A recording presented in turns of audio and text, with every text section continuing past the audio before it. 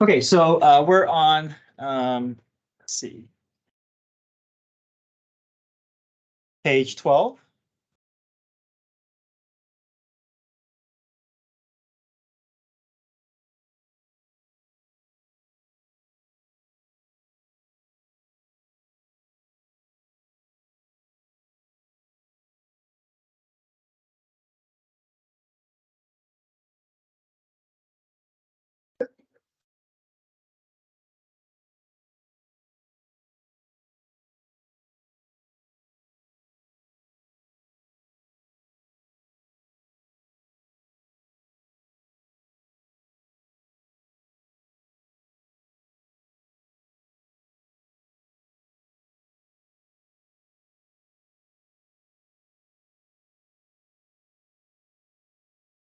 All right, so let's talk about intermediate value theorem for continuous functions here.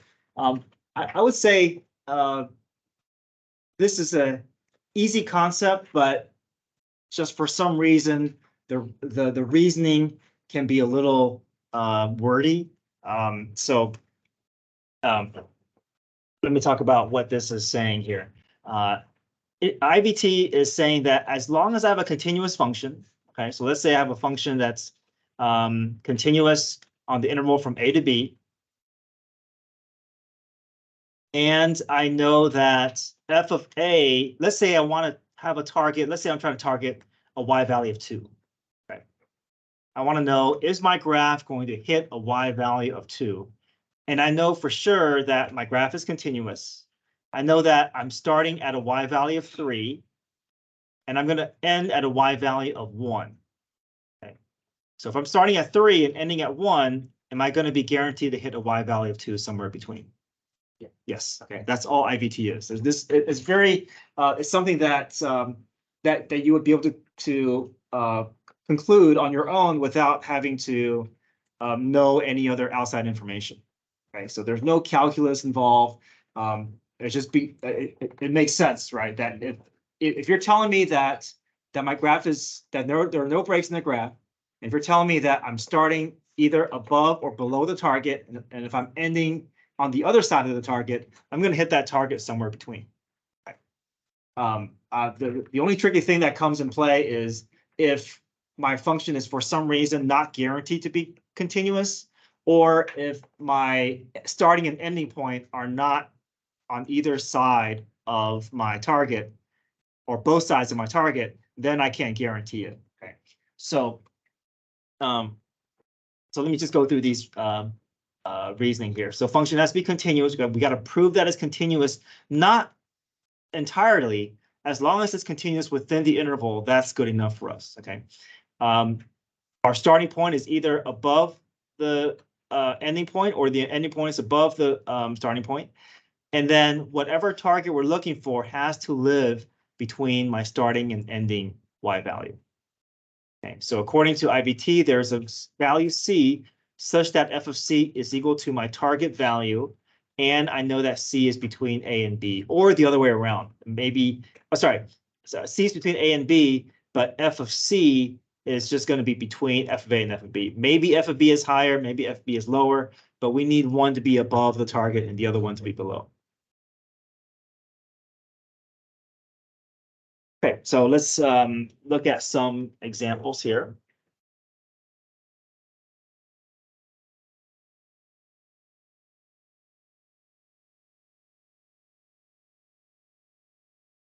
Okay, so first thing I want to highlight below is a table of value of continuous functions. So that's ensuring that there's not going to be any unknown asymptotes or jumps that we don't know about, because there's a lot of information that we don't know about. We just know just these order pairs. We don't know what's going on between.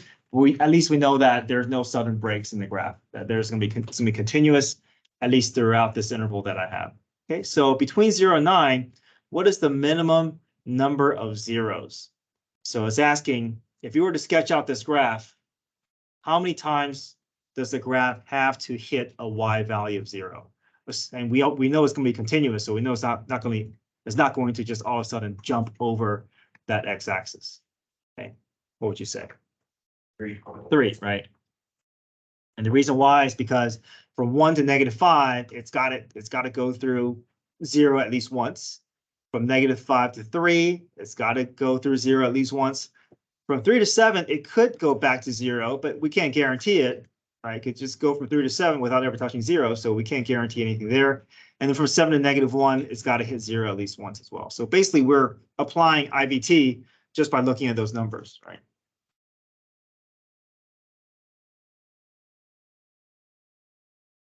So it's easy to make conclusions for IVT, but the justification I'll show you a little bit later can just be a little bit wordy. On the interval between 4 and 9, what is the fewest possible times that we're going to hit a y value of 1? One time, right? From 3 to 7, we're not going to be guaranteed to hit a y value of 1. But from 7 to -1, we're going to hit a y value of 1 somewhere between, at least once, right? Maybe more than once, but we can at least guarantee one time.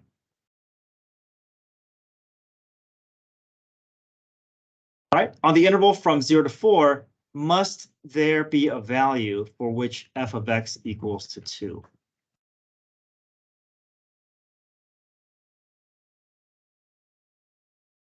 Yes, right, because we're going from 0 to 4. Our y value is starting at 1. We're going up to 3. Now, we could even make the conclusion that it would maybe hit it more than once because of that -5. But with these two values, that's enough for us to conclude, okay, we're starting at 1, we're ending at 3, we got to hit a y value of 2. Okay. But this is the reasoning or the way that College Board wants students to write this out. So there's more than one way, but I think this is the way that we can write something down with the least number of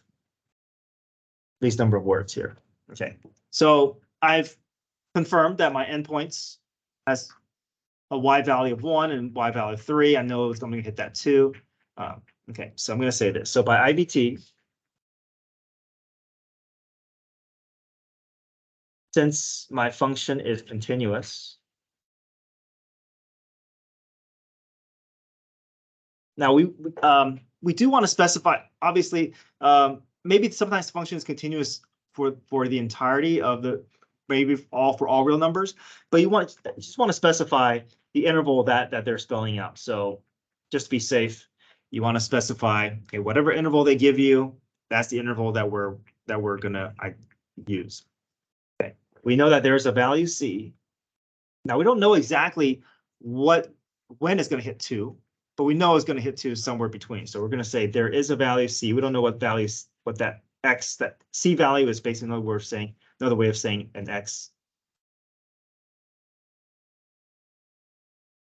such that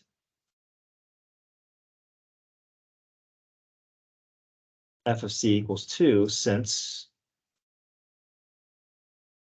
Okay, so I'm going to start with my lower value here. I know that my lower value is 1, which happens at 0. I know that f of 0 is equal to 1, and 1 is less than my target. And then my target is less than my other endpoint, which is sitting at f of 4. So IVT is an easy concept, but the way that we've seen in the free response, the way that they want students to justify their answer may look something like this.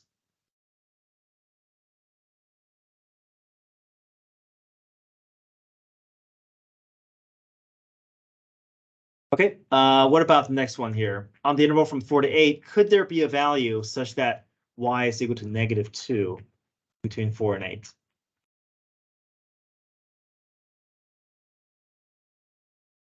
There could be, right? There could be, but there's no guarantee, right? At least by IVT, we can't guarantee that there's a y value of -2 because both my starting and endpoints are sitting above -2.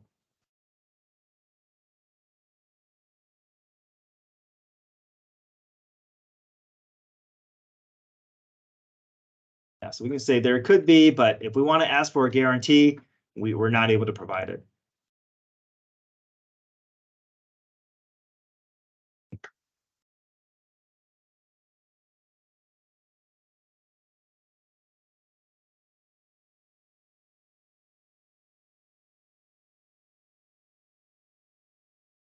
Okay, so number 5 is separate from the table. Number 5 is a standalone problem, but you're going to basically use the same way of justifying the same way that you did with number 3.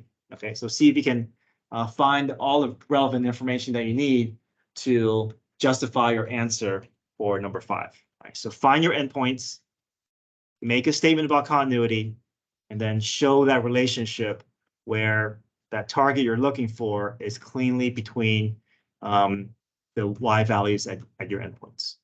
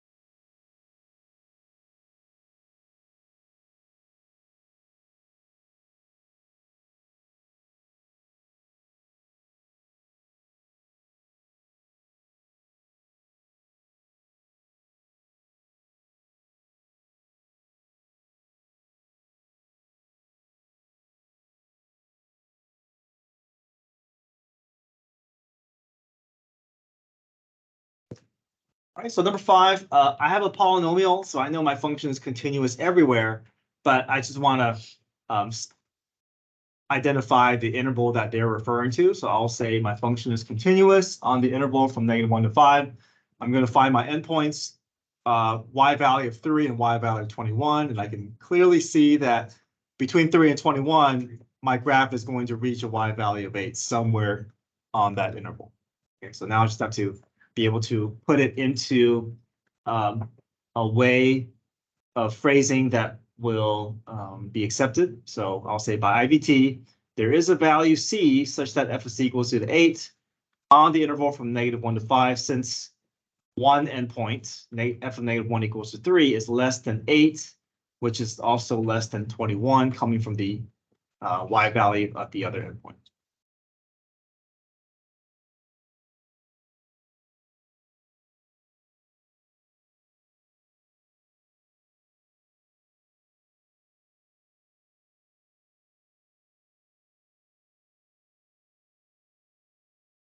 Okay, so using similar reasoning, try 16 and 17.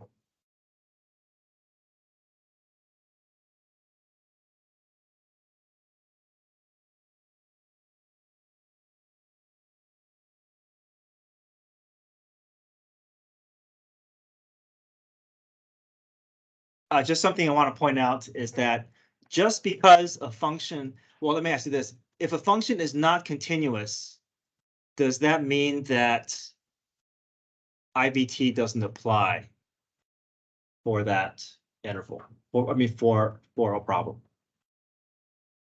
Good, depends on the interval, right? Depends on the interval. If the interval interrupts, sorry, if the discontinuity interrupts the interval, then we stop and we say IVT doesn't apply. But if the discontinuity does not impact, does not disrupt the interval, then we're safe. Okay, so yeah, just keep that in mind. So just because you see a discontinuity doesn't mean that we can just write it off as IVT doesn't apply. Okay, so two ways that IVT would not apply. One way would be if there's a discontinuity that disrupts the interval, and then the other situation is where your endpoints do not sit on both sides of your y value target, right? If both are below or both are above, we just don't have enough information to guarantee, without looking at the graph, that our target y value will be reached.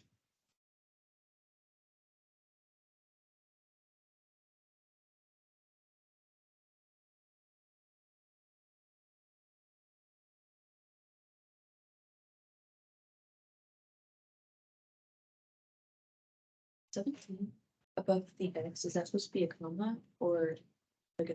Yeah, comma, sorry, yeah, that comma is really close. So 1 over x is the function.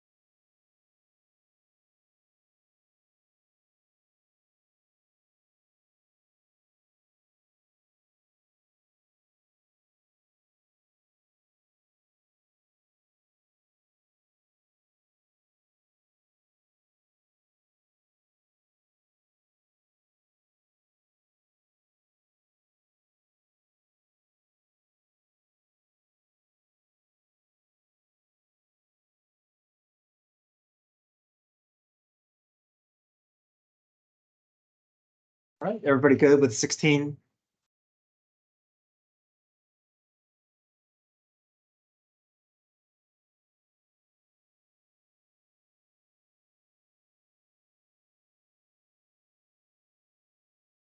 Okay, is IVT going to apply for 17? No, okay, yes, that's right. The endpoints are not sufficient for us to make that guarantee.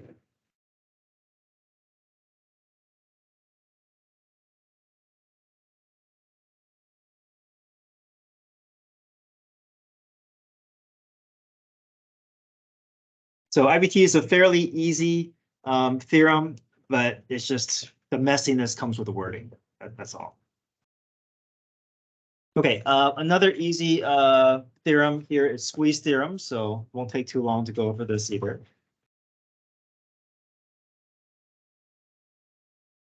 Give you guys a minute to finish up if you need to.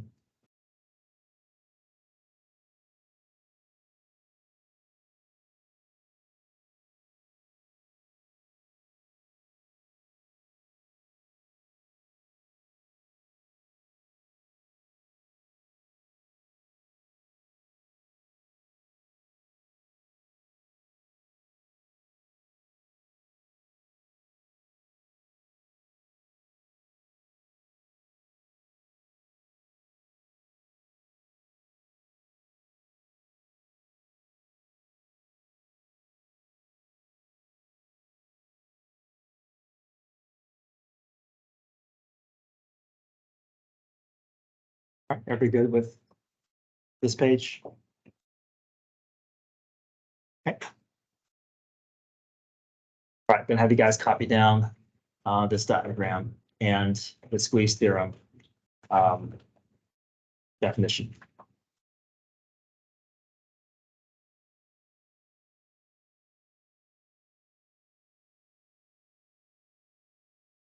Okay, so I use 3 different colors here.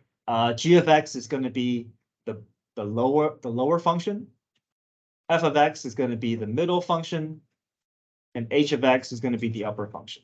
So G is always less than or equal to F. F is always in between G and H is always greater than or equal to every point on the F of x and G of x function. So this is what squeeze theorem says. Squeeze theorem says, let's say we have established this relationship between G, F, and H. Okay, so we can't do squeeze theorem unless they give us this relationship, G, F, and H. Now, it doesn't have to be those letters, but there's going to have to be a relationship between 3 functions. The known have to be the outside ones, and the unknown has to be the middle. Okay, so that's what we call it, the squeeze theorem or the sandwich theorem, because we're trying to find information about the middle function using the outer ones.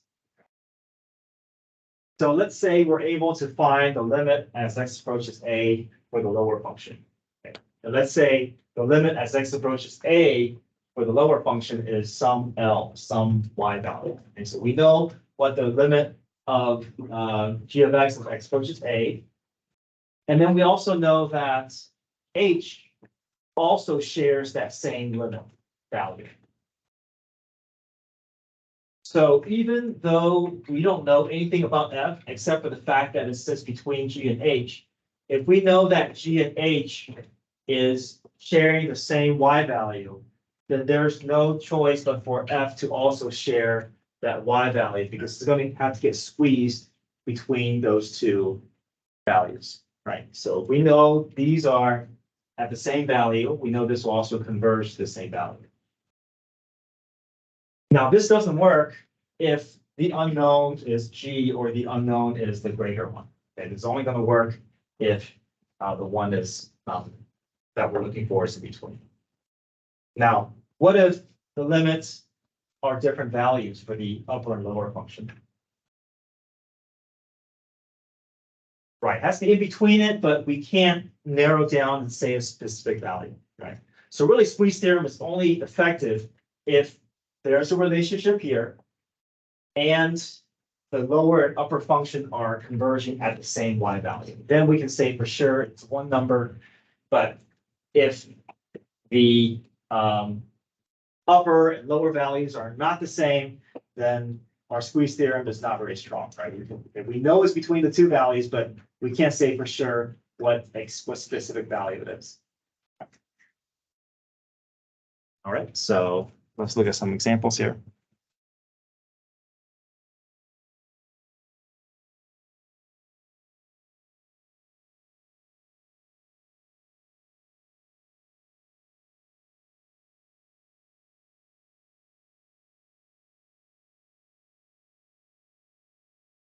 Let me skip number 1 here. I'm going to go to number 2.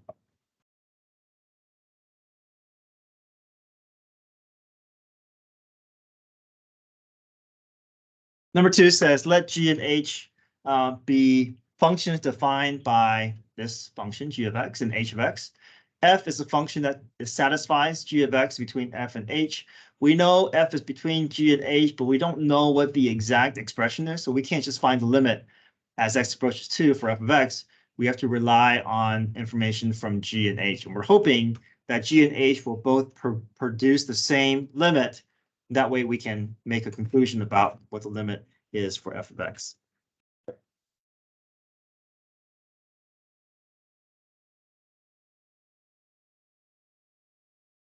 All right, so I'm going to go ahead and set this up here. I know that there's a relationship between G, F, and H, and which means that I can also create a relationship involving their limits. So limit as X approaches 2 of G of X must be less than or equal to the limit as X approaches 2 of F of X, which is what we're looking for, but we can't do it directly, which is less than or equal to the limit as X approaches 2 of H of X. So I'm going to evaluate the limit as X approaches 2 for G of X. So do direct substitution, replace every X with 2. And what do we get?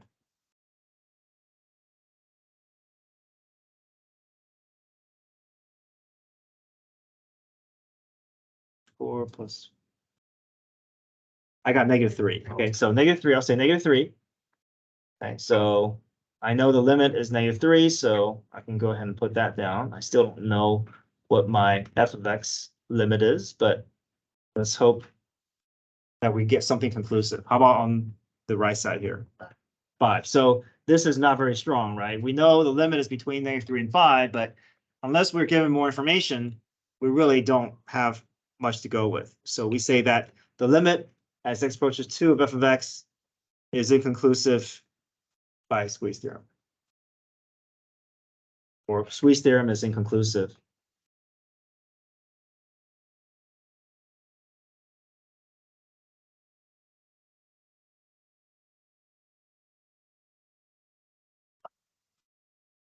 We know the range for our limits of our value, but we can't pinpoint the exact value though.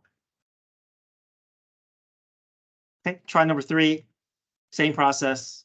Basically, you just set it up, find the limit on both ends. If they're the same, then you know what that middle one is.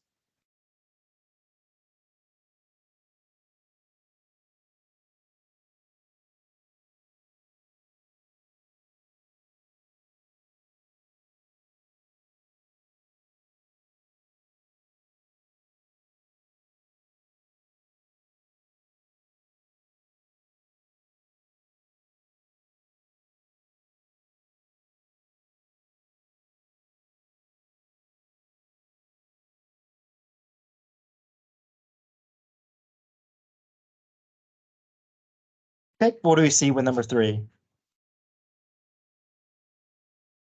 Good, so that's enough for us to make a strong conclusion, right?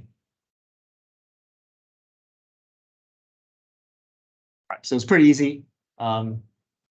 Take the limits of the expression on both ends. If they agree, then you know what the middle is. If they don't agree, then you don't know what the middle is. All right, try number 4 and 5, see if we can finish those off.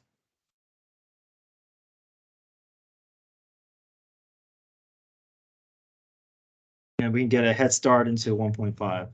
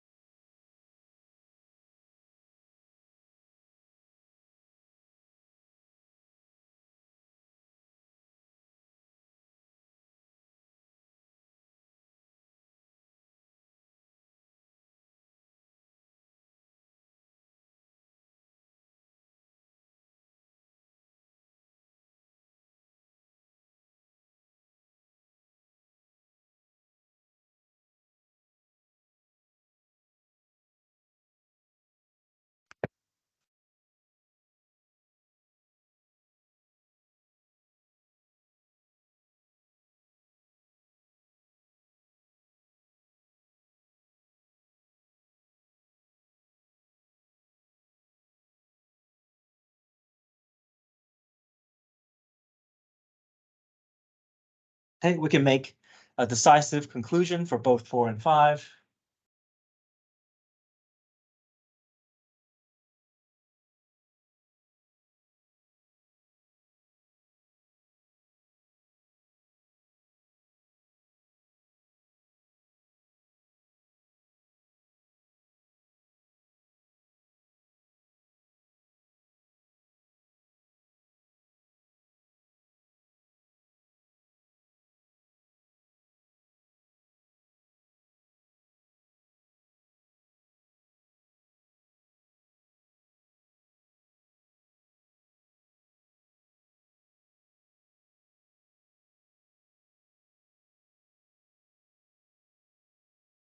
Okay, any questions? All right, page 14.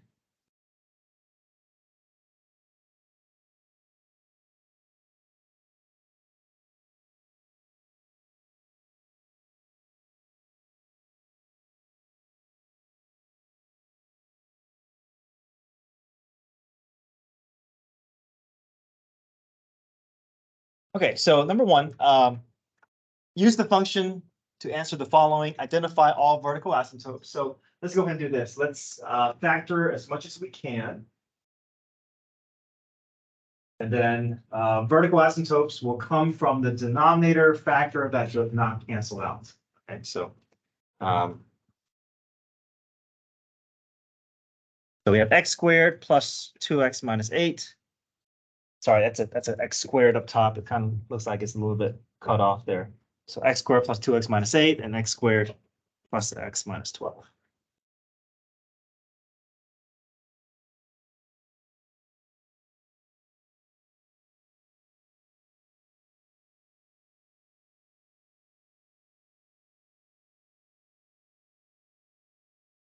So x plus 4 is not going to be a vertical asymptote. It is a discontinuity, but it's a hole.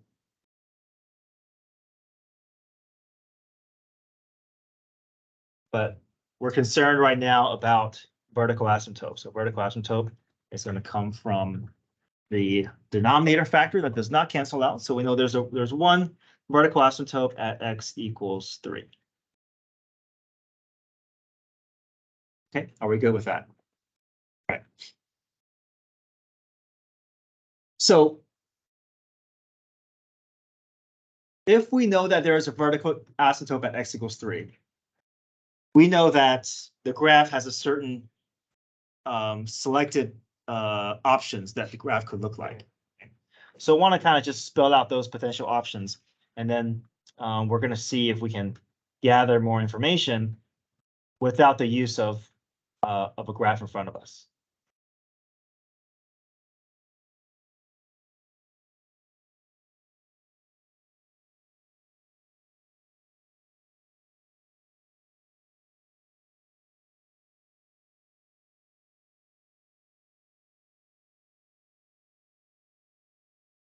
So as far as rational functions go, I want to just kind of help us see that there are various options, but there's only a limited number of options, right? We know that as the graph, at least as far as rational functions go, as it approaches an asymptote, it's going to have to either go up to positive infinity or negative infinity, right? So maybe branches may look like this, where they're both going up, right? But it's possible that at 3, both branches are going down. It's also possible that at 3, one's going up, the other's going down, or vice versa, right? One's going down and the other's going up. Okay. But I want us to kind of have that visual connection there, that if we see a vertical asymptote and we know where the location is, we know the graph is going to resemble one of these options, right? Okay. So what we want to do here is we want to find a one-sided limit, and we know that one-sided limit is only asking about the behavior from one side. It's not asking for the true limit. We just want to be able to figure out, okay, which branch is this referring to, and which direction is it headed? Is it going up or is it going down? But we're going to try to do this relying on just numeric values to make our conclusion and not graphing it. Okay, so.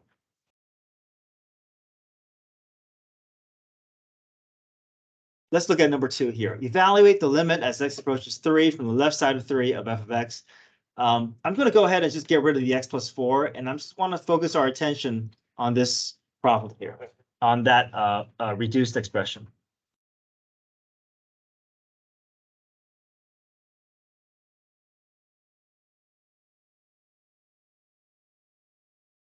Now, I want to start from scratch. Let's say we don't know anything about this function, and we're beginning this problem from scratch, and we just had the problem in front of us. Okay, let's go through our steps from the very, very beginning.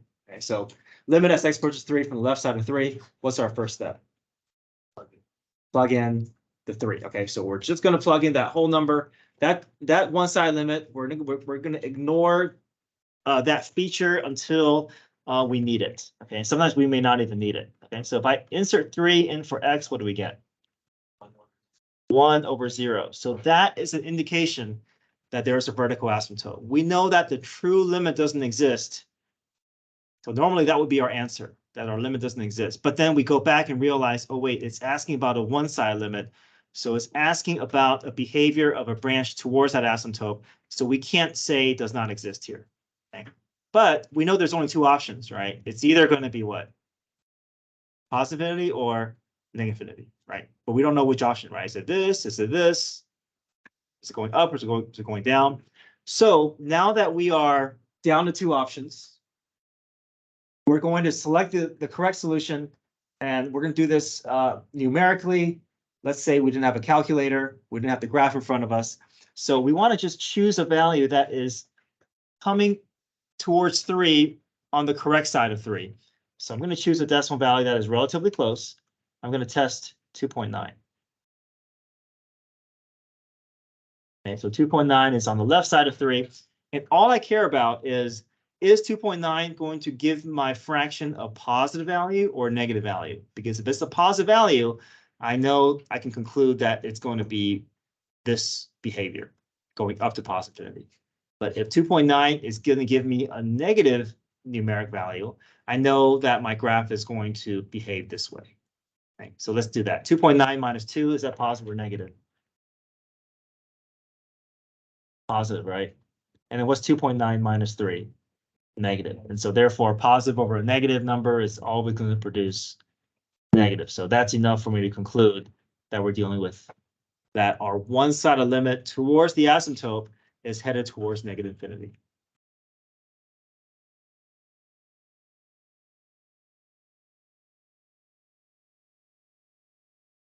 Okay, let's try the next one here. Evaluate the limit as x approaches 3 from the right side of 3.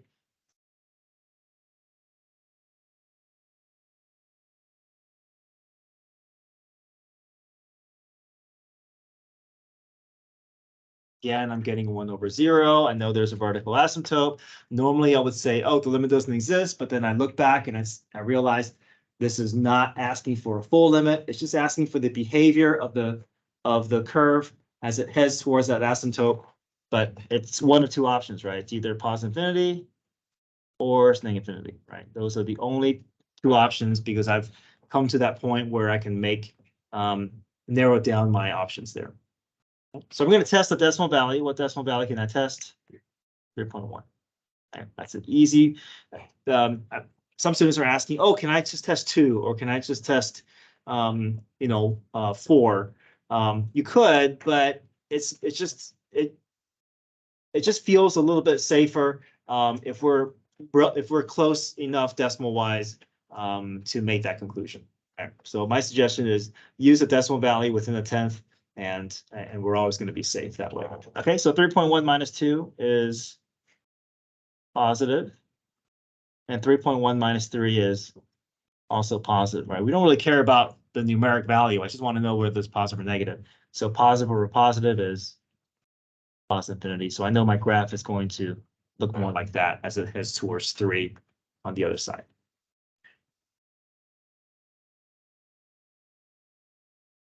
Now, here's a warning about this problem is that you only do decimals if you realize there's a vertical asymptote in play, okay? If you get 0 over 0, you know that there is a what in the graph. There's a hole, which means that the limit exists, which means that the one-side limit we can ignore because the one-side limit will be the same as the other one-side limit. So basically, you can ignore a one-side limit if you're getting a hole or if you get a real number, okay? I think the danger that I've seen from previous years is students, they see that one-sided limit and they instantly go to a decimal. Okay, you only play with decimals if you realize there's a vertical asymptote and you're trying to decide between those two options. If it's any other scenario, you're going to ignore the one-sided limit and just pretend like you don't even see it. Okay.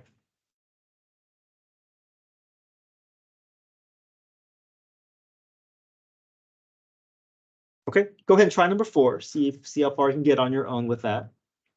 But go through your steps. Okay, go through your steps from the very beginning, and then narrow down your options as you go.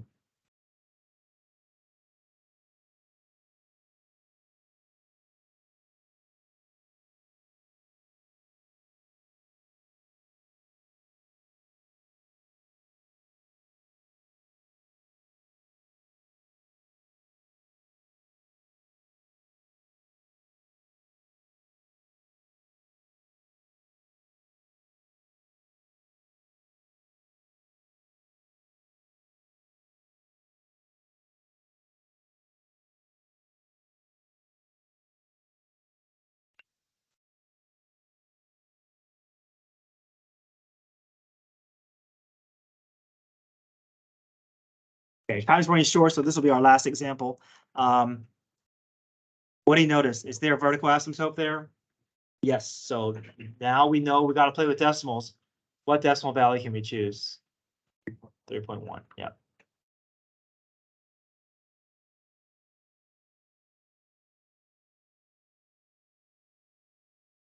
Real quick here.